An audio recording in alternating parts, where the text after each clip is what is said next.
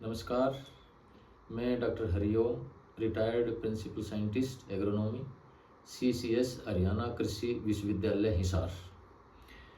किसान भाइयों, आज इस वीडियो में हम डिस्कस करेंगे ऑर्गेनिक कार्बन के बारे में, जैविक कार्बन के बारे में। क्योंकि किसी भी किसान को जो भी खेती करता है उसको अपने खेत के स्वास्थ्य के बारे में पता होना चाहिए कि मैं कहाँ खड़ा हूँ, मेरी ज़मीन का स्टेटस क्या है। तभी हम उसमें उसी प्रकार के फसलों का भी चयन कर पाएंगे और ये जान पाएंगे कि इसमें हमें क्या और करने की ज़रूरत है। किसान भाइयों, जब भी आप अपनी मिट्टी का टेस्ट करवाते हैं किसी प्रयोगशाला से, तो उसमें सबसे पहला पैरामीटर आता है ऑर्गेनिक कार्बन का, यानी कि जैविक कार्बन का। ये ऐसा पैरामीटर है कि ये आपकी ज़मीन का जनरल एक सामान्य हेल्थ के बारे में, उसके स्वास्थ्य के बारे में बता देता है। ये इस प्रकार है, जैसे हम किसी डॉक्टर के पास जाते हैं तो सबसे पहला ये काम होता है कि हमारे अंदर खून कितना है, हेमोग्लोबिन कितना है। हेमोग्लोबिन के मापते ही पता चल जाता है कि ओवरऑल व्यक्ति का स्वास्थ्य कैसा है। ज़मीन में भी यही चीज़ काम करती है कि जब हम टेस्ट करते हैं, जैविक कार्बन देखते हैं, तो उससे ये हो जाता है कि हमारे ज़मीन का सामान्य स्वास्थ्य कितना है और उसमें किस चीज़ की ज़रूरत है। अगर जैविक कार्बन अच्छा होता है तो उसमें ज़रूरी नहीं है कि 17 के 17 पोषक तत्व हों, लेकिन एक जनरल एक अंडरस्टैंडिंग बन जाती है, हमारी समझ बन जाती है कि हमारी ज़मीन का स्वास्थ्य कैसा है। अब इसका मैं सबसे पहले बताऊंगा कि आप कैसे जानें कि हमारी ज़मीन का स्वास्थ्य कैसा है। इसमें जो रेंज है जैविक कार्बन की, उसके बारे में जानना ज़रूरी है। जो जैविक कार्बन की रेंज है वो अगर हमारे खेत की मिट्टी के सैंपल का रिजल्ट आया है उसमें अगर आधा प्रतिशत से कम है, अर्थात 0.50% से ऑर्गेनिक कार्बन की मात्रा कम है, तो हमारी ज़मीनें पुअर कैटेगरी में आती हैं, यानी कि अच्छी ज़मीनें नहीं मानी जाती हैं। उसके लिए हमें केवल खाद, यूरिया वगैरह डालकर ही खेती ले सकते हैं, वरना उसमें खेती लेना मुश्किल होता है। और आप अब इसका मीडियम रेंज क्या है? मीडियम रेंज है आधा प्रतिशत से 0.25%, यानी कि 0.50% से 0.75% तक अगर आपके खेत का जैविक कार्बन है तो आपके खेत का स्वास्थ्य मध्यम दर्जे का है और उसमें खेती यानी कि करने के लायक है, लेकिन ज़्यादा अच्छी नहीं है। मीडियम कैटेगरी में आती है ये ज़मीनें। अब तीसरी कैटेगरी है इसमें कि अगर आपके खेत का जैविक कार्बन 0.5% से ज़्यादा है, अर्थात 0.75% से 0.75% से ज़्यादा है, तो आपकी ज़मीनें अच्छी मानी जाती हैं और रिच कैटेगरी मानी जाती हैं। और इसको हम अब देखते हैं कि हमारी, तो इससे हम अंदाज़ा लगा सकते हैं कि हमारी ज़मीन का स्वास्थ्य अच्छा है और हमें कोशिश करके इस लेवल को बना के रखना है। लेकिन समस्या क्या है इसमें कि ये बना के रखना भी एक चुनौतीपूर्ण काम है। हमारे जो अक्षेत्र है, लगभग जो उत्तर पश्चिमी भारत है, जिसमें पंजाब, हरियाणा और पश्चिमी उत्तर प्रदेश आ जाता है, यहाँ पर या कोई भी पूरे देश का जो प्लेन एरिया है, ये जैसे मैंने बताया इंडो गंगेटिक प्लेन एरिया आता है, तो इसमें जो लगभग 99 या 95% ज़मीनों का जो जैविक कार्बन है, या 95% से अधिक, मैं कह सकता हूँ कि 99% से अधिक जो जैविक कार्बन है वो पुअर कैटेगरी में है, यानी कि आधा प्रतिशत से कम है। तो इसलिए जो हमारी ज़मीनें हैं वो लगभग फर्टिलिटी में पुअर हैं, बहुत कम ताकत है खेतों में और उनको सुधारने की हमें ज़रूरत है। तो लेकिन जैसे मैंने बताया कि एक चुनौतीपूर्ण है। पहली बात तो इसको बनाना बढ़ाना ही चुनौतीपूर्ण है। दूसरा, इसको मेंटेन करना, मान लो एक बार आपने बढ़ा दिया है और 0.5% से ऊपर जैविक कार्बन हो भी गया है, तो उसको मेंटेन करना भी उतना ही मुश्किल हो जाता है, क्योंकि इसमें जो जैविक कार्बन और नाइट्रोजन, ये दो ऐसे पोषक तत्व हैं जो भगोड़े हैं, यानी कि खेत से भागने के लिए तैयार रहते हैं। इनको आप अगर ज़मीन का मुंह नीचे की तरफ खोल देते हैं तो नीचे पानी के साथ घुल के चले जाते हैं ये, और अगर ऊपर से ज़मीन का मुंह खोल देते हैं, यानी कि गर्मी में ऊपर से बार बार जुताई कर देते हैं, तो खेत में आप कितना भी गोबर का खाद डालते रहिए, कितना भी केंचुआ खाद डालते रहिए, कितना भी कंपोस्ट डालते रहिए, उसका ऑर्गेनिक कार्बन आपका रिच कैटेगरी में ठहर ही नहीं पाएगा, क्योंकि वो जो जैविक कार्बन है और नाइट्रोजन है, और नाइट्रोजन जैविक कार्बन के साथ ही बंध के रहता है 90% से ज़्यादा, ये दोनों ही उड़ जाते हैं। अगर नीचे आपने बार बार गहरी जुताई कर दी है तो नीचे चले जाते हैं पानी के साथ घुल के, और अगर ऊपर से जमीन की जुताई बार बार कर दी है तो ये वातावरण में जाकर के ग्लोबल वार्मिंग करते हैं। कार्बन डाइऑक्साइड, मीथेन और नाइट्रस ऑक्साइड गैसों के रूप में वातावरण में जाकर के ये ग्रीन हाउस गैस के रूप में वातावरण की गर्मी बढ़ाते हैं और वातावरण के बदलाव में काम करते हैं, क्लाइमेट चेंज में। अब एक CN रेशियो की बात होती है बार बार कि वो क्या है, वो भी इस कार्बन के साथ जुड़ा हुआ है।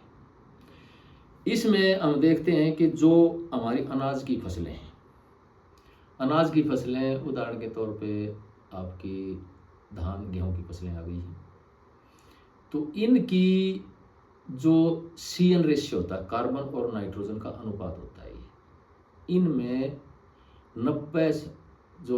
80 से 90 कार्बन होता है, उसमें 1 हिस्सा नाइट्रोजन का होता है, यानी कि 80-90 कार्बन इज टू 1 नाइट्रोजन होता है। और जो हमारी दलहनी फसलें होती हैं जैसे चना, मूंग, उड़द, ढैंचा वगैरह होते हैं, तो इनमें 20-30 जो यूनिट होती हैं कार्बन की होती हैं, उसके बाद 1 यूनिट नाइट्रोजन की आती है, यानी कि इनका जो CN रेशियो होता है 20-30:1 होता है। तो ये इसमें कम रहता है दाल वाली फसलों का।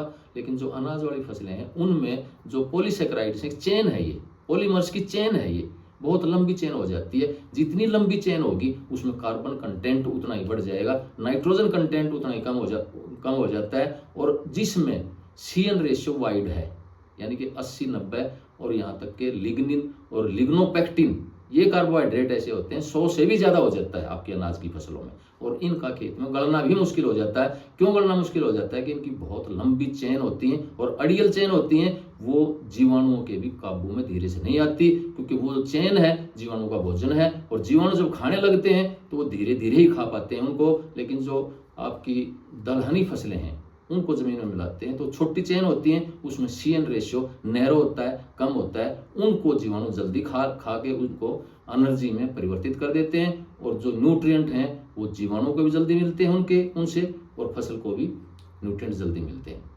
अब इसका आप खेत में देखेंगे कि जब आप अनाज की फसलों के अवशेष खेत में मिला देते हैं, तो जब अगली फसल का जमाव होता है तो पीले पौधे हो जाते हैं आपके जमते ही।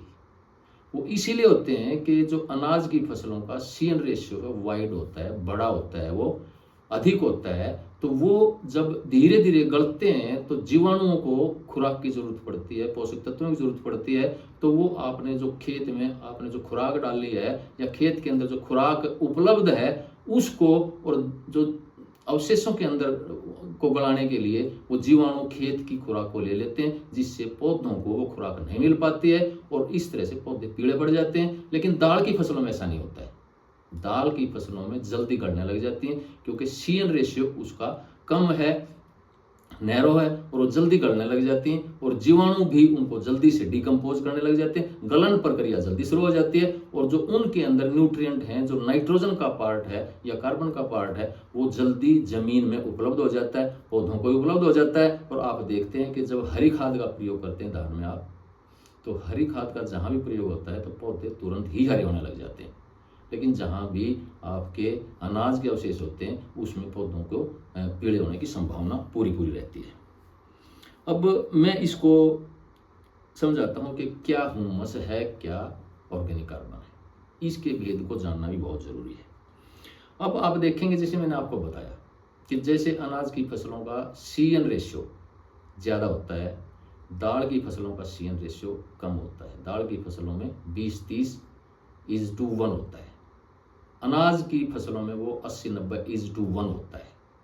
यानी कि अनाज की फसलों में 80-90 यूनिट के बाद 1 यूनिट नाइट्रोजन की आती है, दाल की फसलों में वो 20-30 यूनिट के बाद 1 यूनिट नाइट्रोजन की आती है। 20-30 कार्बन की होती है, 1 यूनिट नाइट्रोजन की होती है।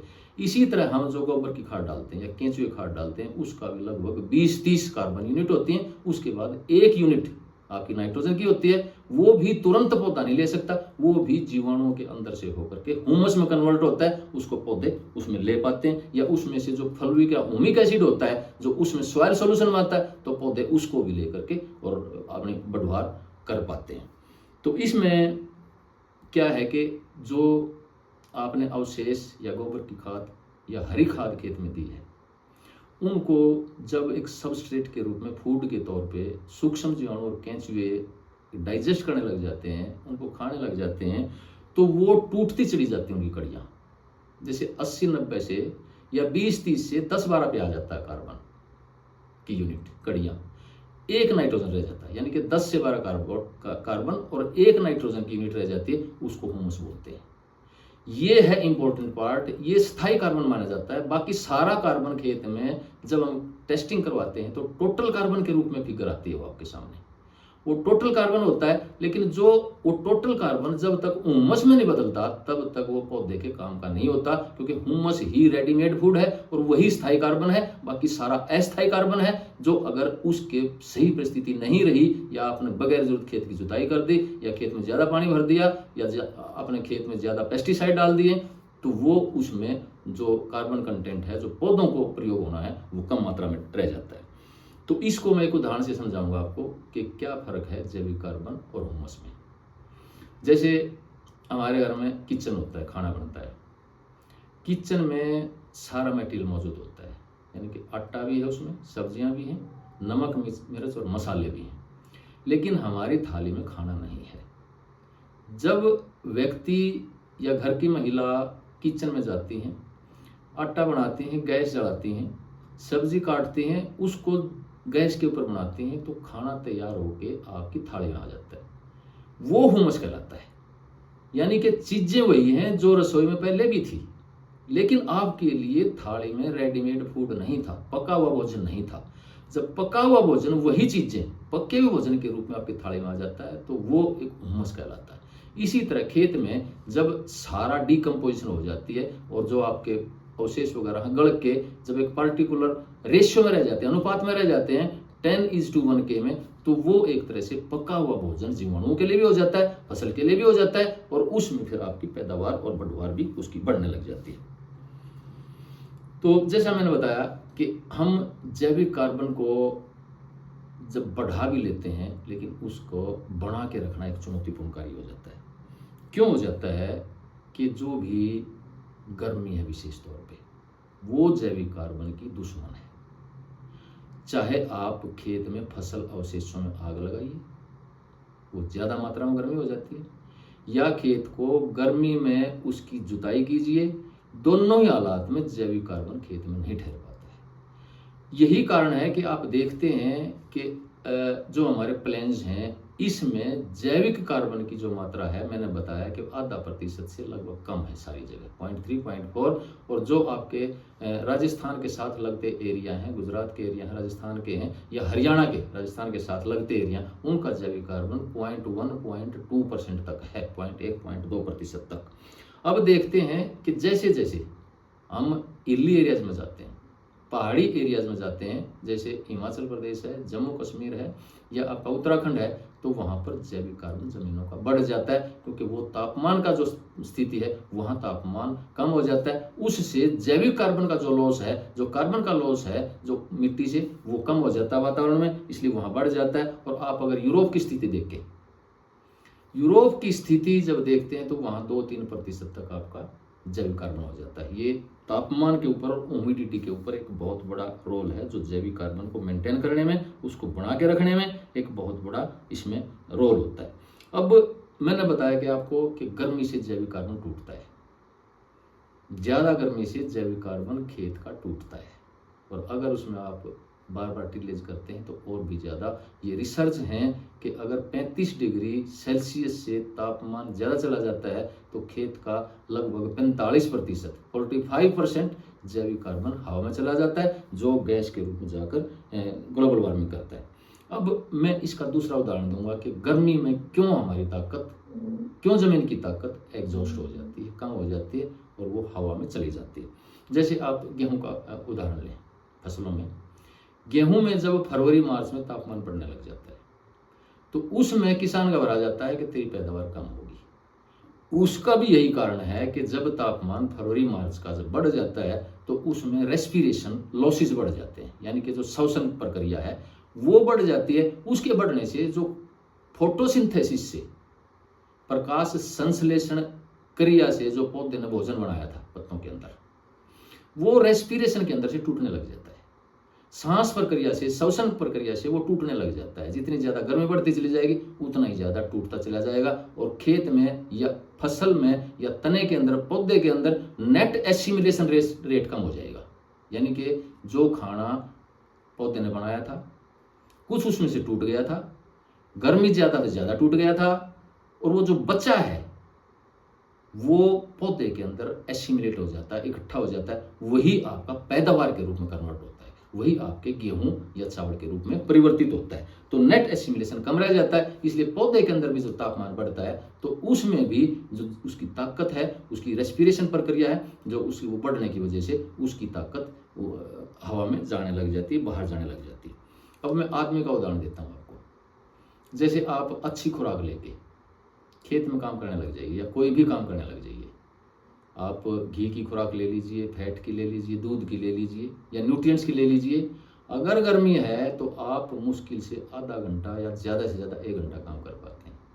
लेकिन अगर ठंड है, मौसम अच्छा है, ठंडा मौसम है या सर्दियां हैं तो उतनी ही खुराक में आप ज़्यादा टाइम तक काम कर पाते हैं। यानी कि हमारी जो श्वसन प्रक्रिया है वो बढ़ जाती है। जो हमने भोजन लिया था वो साथ के साथ टूट जाता है और टूटने की वजह से जो नेट एसिमिलेशन है वो कम रह जाता है। तो इस तरह से हमारे शरीर में भी जो गर्मी से वो चीज़ें प्रक्रिया में आती हैं चीज़ें, तो उसमें एनर्जी का लॉस ज़्यादा होता है।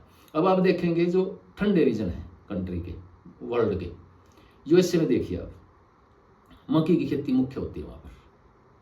लगभग दुनिया की आधी मक्की यूएसए में प्रोड्यूस होती है। वहाँ जो मक्की की पैदावार है लगभग 100 क्विंटल प्रति हेक्टेयर है, औसत है। इतनी ज़्यादा प्रोडक्शन करने के बावजूद आपके यूरोप के कंट्रीज हैं उनमें गेहूं की पैदावार देखिए आप 80, 85, 90 क्विंटल प्रति हेक्टेयर तक जाती है।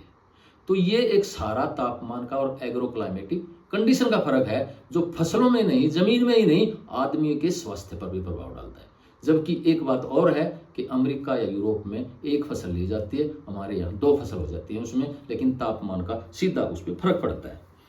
तो अब प्रश्न उठता है कि क्या अगर ऑर्गेनिक कार्बन खेत का अधिक है तो क्या ज़रूरी है हमें अधिक पैदावार ही मिलेगी? ये भी ज़रूरी नहीं है, क्योंकि वर्ल्ड में करीब 7 से 10% ज़मीनें ऐसी हैं जिनको पीट सॉइल्स बोला जाता है, ऑर्गेनिक सॉइल्स बोला जाता है। उनमें जैविक कार्बन 30, 40, 50% तक होता है, लेकिन उसमें पैदावार नहीं आती है क्योंकि वो दलदल की ज़मीनें हैं। उनमें लगातार जो अवशेष वगैरह है, घास फूस है, वो बढ़ता रहता है, गलता रहता है, लेकिन उसकी डीकम्पोजिशन प्रक्रिया पूरी नहीं हो पाती है। पार्शली डीकम्पोज मटेरियल जो उसमें ऑर्गेनिक पदार्थ है वो पड़ा रहता है और उसमें एसिड बनते रहते हैं लगातार। उसकी वजह से एसिड जब ज़्यादा बनते हैं तो बैक्टीरिया मरने लग जाते हैं, उसमें नाइट्रोजन फिक्सेशन रुकने लग जाती है उसमें, और उसमें एनएरोबिक यानी कि हवा का एक जो पोर्शन है वो कम होने लग जाता है और उसमें एसिड बढ़ने लग जाते हैं, और इस तरह से उसमें न्यूट्रिएंट पड़े हुए होने के बावजूद भी क्रॉप को नहीं मिल पाते हैं। तो इस वजह से उसमें पैदावार भी नहीं हो पाती है। तो इसलिए जो हमारी कंडीशंस हैं वो एक ऐसी कंडीशन है जिसमें एरोबिक खेती भी होती है और एनएरोबिक खेती भी होती है, यानी कि राइस जैसी इसमें एक सबमर्सिबल कंडीशन में हम लेते हैं तो इसमें एक कॉम्बिनेशन होता है एरोबिक और एनएरोबिक सिचुएशन का, और जहां भी ये दोनों सिचुएशन कंबाइन होकर रहेंगी तो उसमें हमें रिजल्ट जमीन के जैविक कार्बन के बढ़ने में मदद मिलेगी। इसलिए प्राकृतिक खेती में हमने देखा है, जो लगातार मैं 2017 के बाद से डाटा ले रहा हूँ जमीन के हेल्थ का, तो उसमें जो आपकी राइस की ज़मीनें हैं या आपकी गन्ने की ज़मीनें हैं उसमें ज़मीन का स्वास्थ्य जल्दी बढ़ रहा है, उसमें जो पैदावार है किसानों से ज़्यादा हो रही है, उनमें रिजल्ट अच्छे आ रहे हैं। तो इसलिए जैविक कार्बन के स्वास्थ्य के बारे में, इसको बनाना और किस तरह से इसको मेंटेन किया जाए एक बहुत इंपॉर्टेंट पार्ट है। तो अगर इस चीज़ को हम ध्यान में रख के और प्रैक्टिस ऐसी अपनाएं, खेत में प्रैक्टिस ऐसी अपनाएं जैसे मल्चिंग है या खेत की कम से कम जुताई है या ड्रिप इरिगेशन है या वापसा है या कई तरह की एक फसलें साथ लेने का, सह फसलें लेने का हमारा